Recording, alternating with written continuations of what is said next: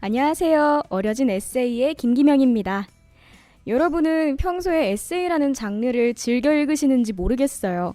저는 많은 장르들이 있지만 이상하게도 에세이 책으로 항상 손이 가는 것 같아요. 그런데 살면서 책을 여유롭게 즐길 수 있는 시간이 그리 많지 않잖아요. 물론 눈으로 보는 책도 너무 좋지만 마음처럼 그러지 못할 때 편하게 들을 수 있는 라디오를 하나 만들고 싶었어요. 그렇게 듣다가 위로도 받고 서로 배우기도 하고 이런 힐링할 수 있는 느긋한 방송을 함께 만들 수 있었으면 좋겠습니다.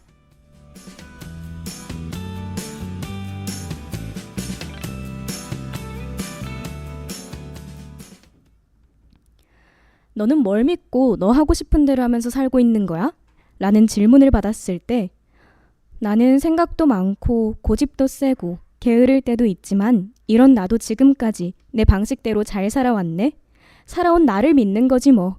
청취자 여러분들은 오늘 나를 믿어준 하루를 보내셨나요? 본격적인 이야기를 들어가기 전 여러분과 더 가까워지고자 오늘 소개해드릴 책 내용 중 일부분을 읽어드렸습니다. 그냥 매일 똑같은 하루를 살아가는 것도 생각이 많아 머릿속이 복잡하고 월이 지나갈수록 괜히 자존감만 낮아지는 것 같은 갈팡질팡하는 우리에게 추천하는 책. 약한 게 아니라 슌한 거야. 윤수은 작가님의 책인데요. 슌하다. 저도 처음에 책 제목을 보고 끌리지 않을 수가 없었어요.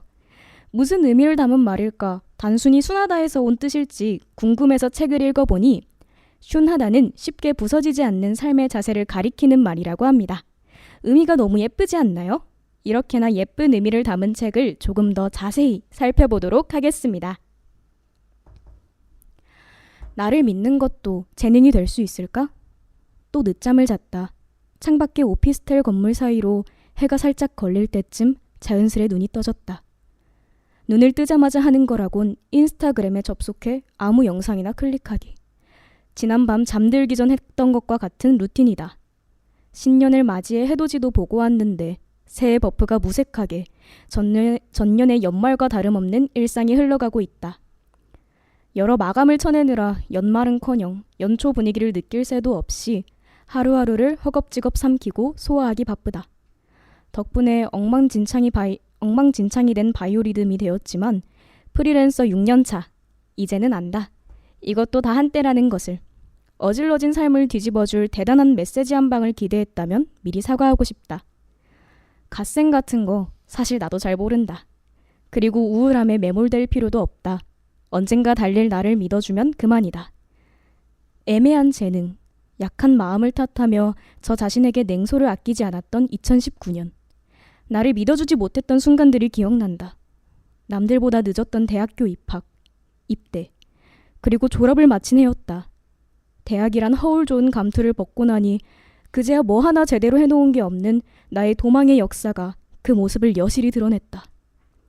나를 믿어주는 일은 그 자체만으로 재능이 될 수 있지 않을까? 하늘이 정해준 재능이 아니라면 가능한 일은 그뿐일지도 모르겠다고 생각했다. 기대 반, 의심 반으로 그런 생각을 품자 어쩐지 이유 모를 용기가 생겼다. 그리고 가장 먼저 한 것은 나에게로 새로운 이름을 붙여준 일이었다. 슌, 본명인 윤수은을 빠르게 발음한 단어로 순할순의 의미를 담았다. 망망대해 같은 이 삶 속 목적지는 알 수 없더라도 부디 순풍을 타고 흘러가길 바라는 마음이었다. 다음 목적지는 어디일지 모르겠다. 쏟아지는 장대비에도 거친 풍파에도 닻을 빳빳하게 세워 정면을 응시하며 파도와 바람이 데려다주는 곳을 향할 뿐이다. 그저 나를 믿어주며 이 책을 만나는 독자들이 마음속에 저마다의 슌의 의미를 새겼으면 한다. 순풍을 타고 흘러가길 바랐던 나의 마음처럼 지독한 괴로움을 덜어줄 수 있다면 그 무엇라도 좋다. 뾰족하게 떠오르는 무언가 없다면 내가 먼저 제안하고 싶다. 이 책에서의 슌은 나를 그저 믿어준다라는 의미로 다가가기를. 1장. 나를 사용하는 방법.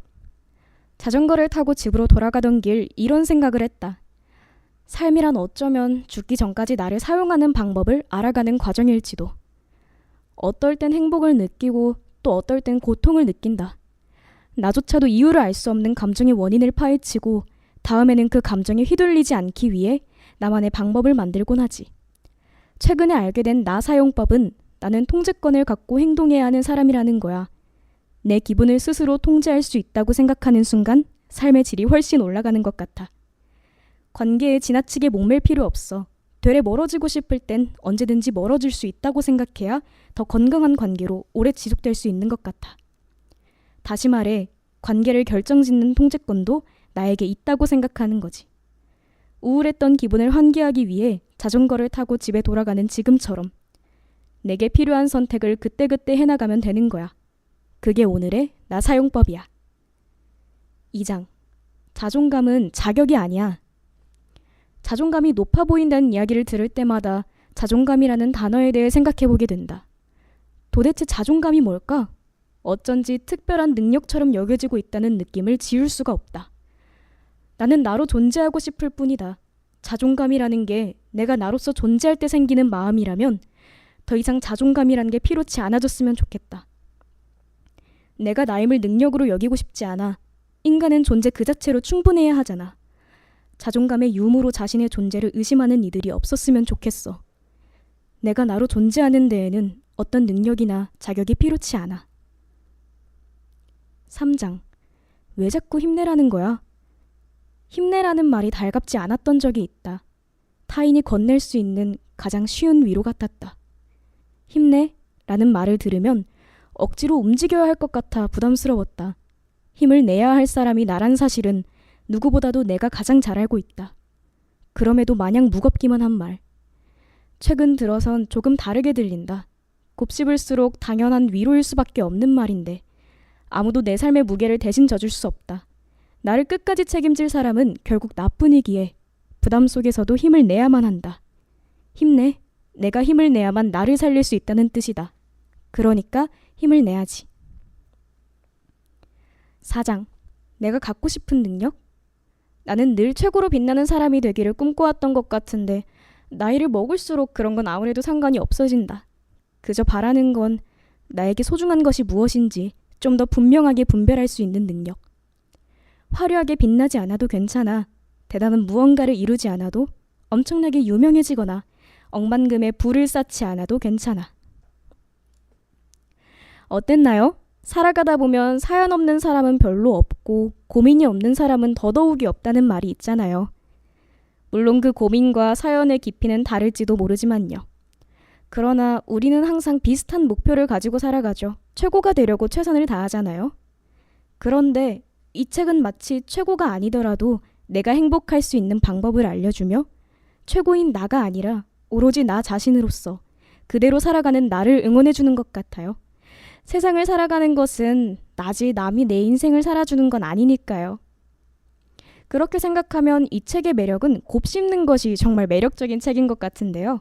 한 번에 바뀔 수 있는 드라마틱함보다는 살아가다가 문득 생각나는 이 책 속의 한 문장이 다가오는 위력이 큰 것 같아요. 그럴 때 다시 한번 읽어보면서 털어내기도 하고 위로도 받고 청취자 여러분들이 기회가 되신다면 이 책을 읽어보시고 이 책이 여러분들에게 조금이나마 도움이 되었으면 하는 바람입니다.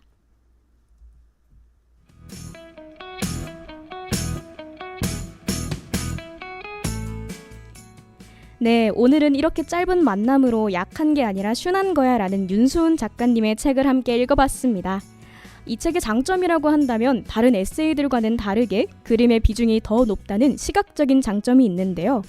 청취자 여러분들도 기회가 되신다면 꼭 읽어보셨으면 좋겠어요. 또한 오늘은 시간상 제가 감명 깊게 본 구절들 위주로 읽어드렸습니다. 청취자 여러분들은 어떻게 느끼셨을지 정말 궁금하네요.